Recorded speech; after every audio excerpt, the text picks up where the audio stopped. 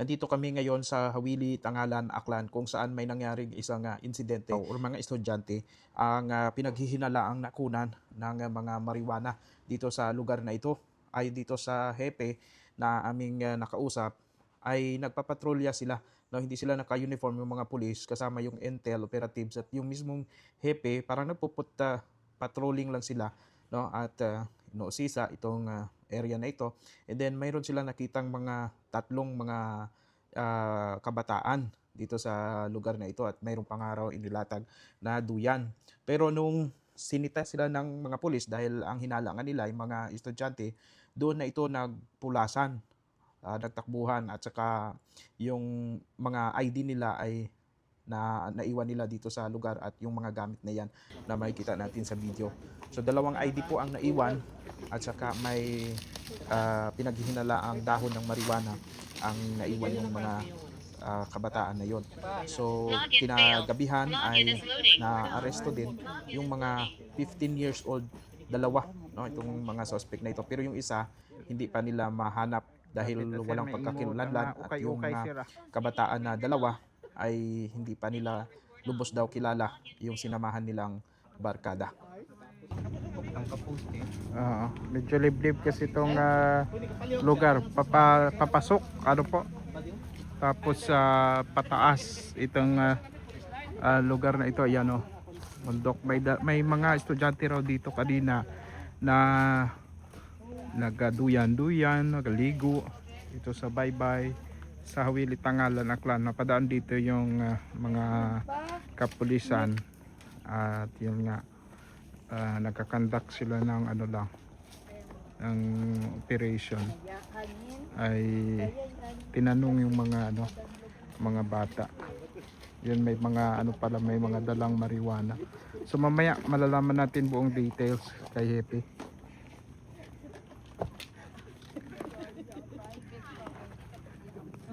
Private property, tagalira. Hindi na yun kasi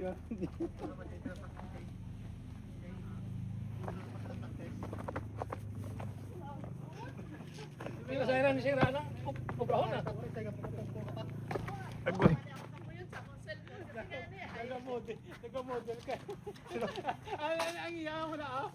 Ding dong. Ding dong.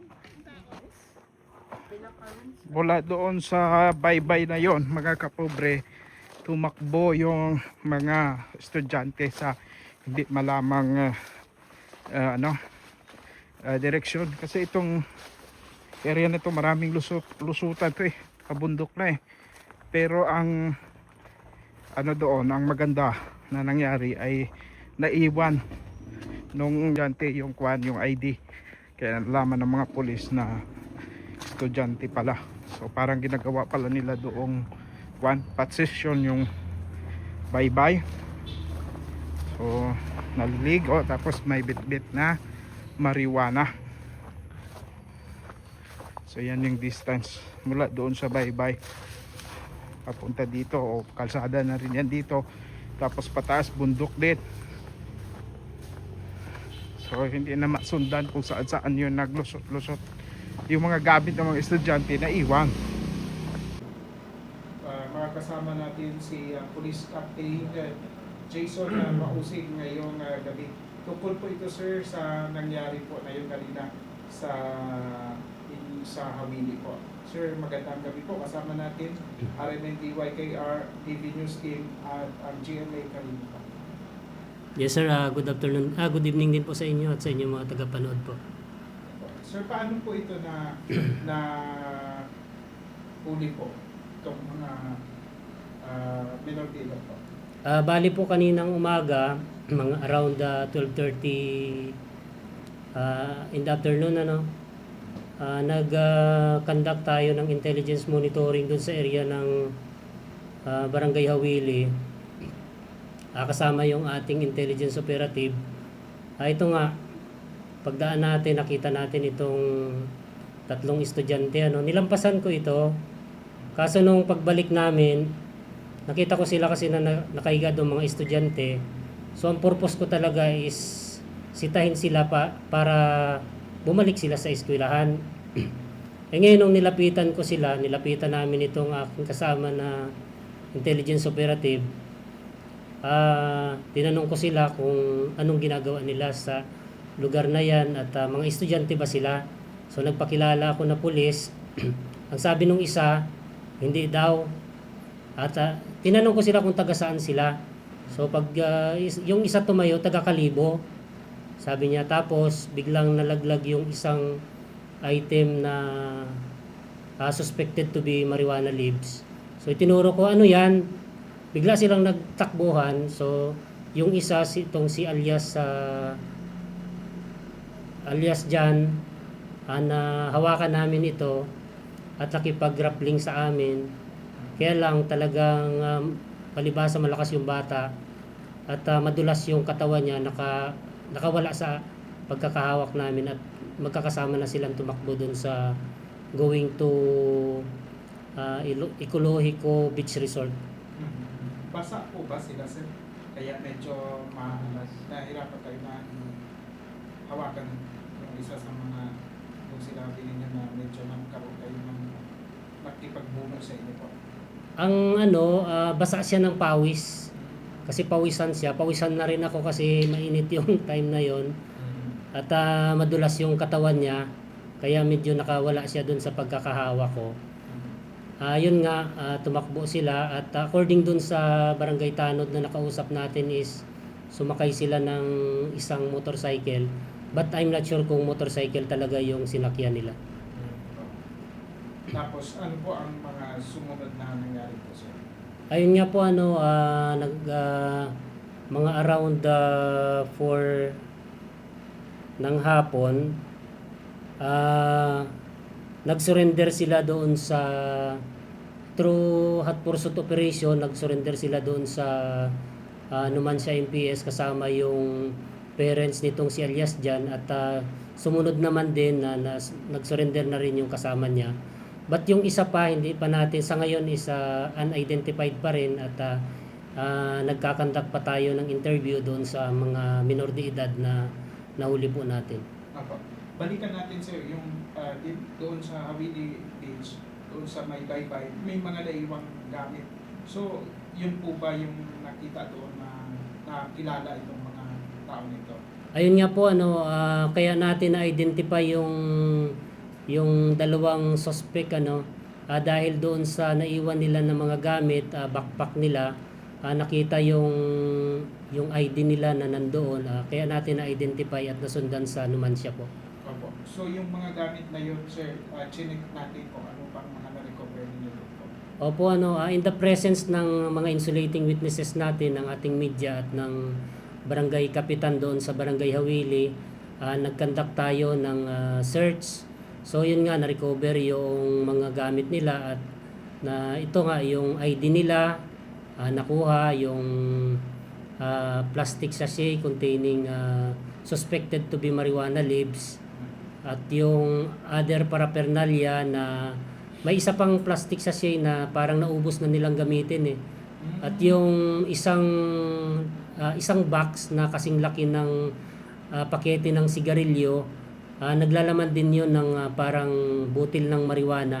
May mga residue doon ng marijuana na recover natin sa bag ng isang estudyante rin na kasama nila. So, kumpirmado po mga estudyante itong dalawa? Opo, kumpirmado na estudyante kasi meron silang through yung identification card na nakuha po natin sa kanilang mga bag po. So sa ngayon, sir, nakita namin na nandito po yung dalawang mga estudyante maliban doon sa isa na pinag-ahanapan natin. Ano po ang paliwanag nila po? Ayun nga po. Magulang po.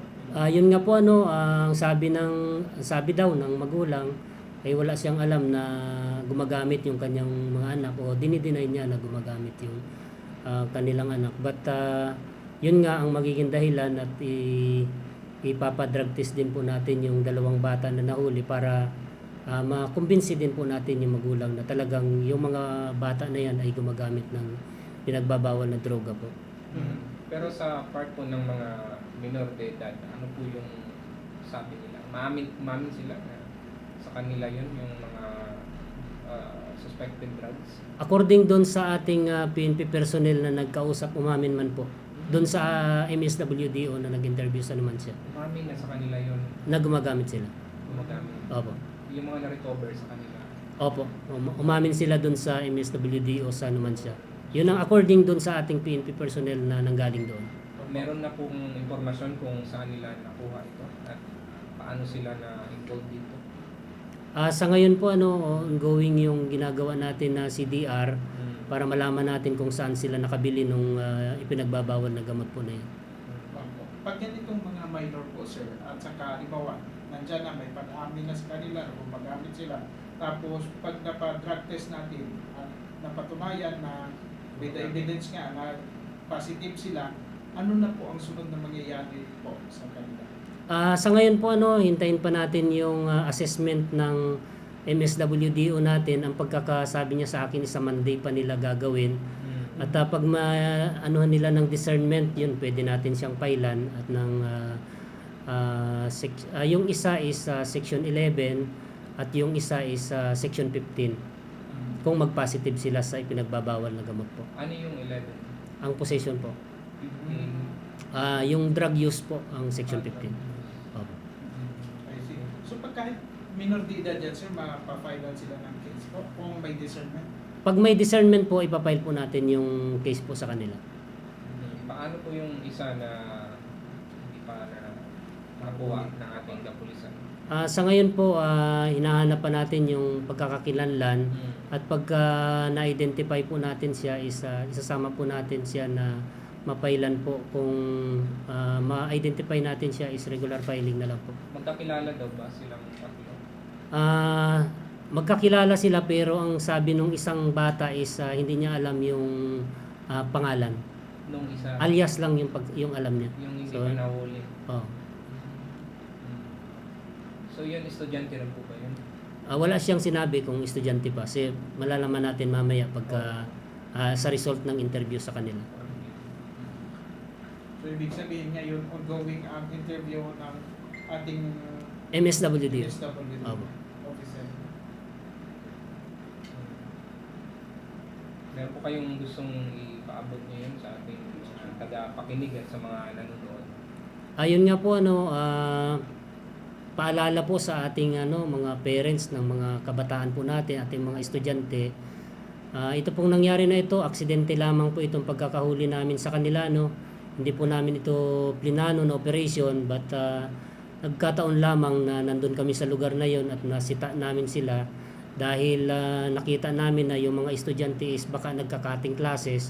Ang gusto sana namin ay bumalik sila sa paaralan para mag-aral sila ng mga klase nila itong mga bata na ito, sana yung ating mga parents gabayan nila, usisain man lang nila yung kanilang mga anak at baka yun pala ay sa pagbibigay natin ng sobrang baon sa kanila baka nagagamit na pala nila sa pag-abuso sa yun nga, illegal na droga na pwede nilang ikasama balang araw. Maraming salamat po Thank you sir po, Epe. sa binigay na oras sa Thank you po.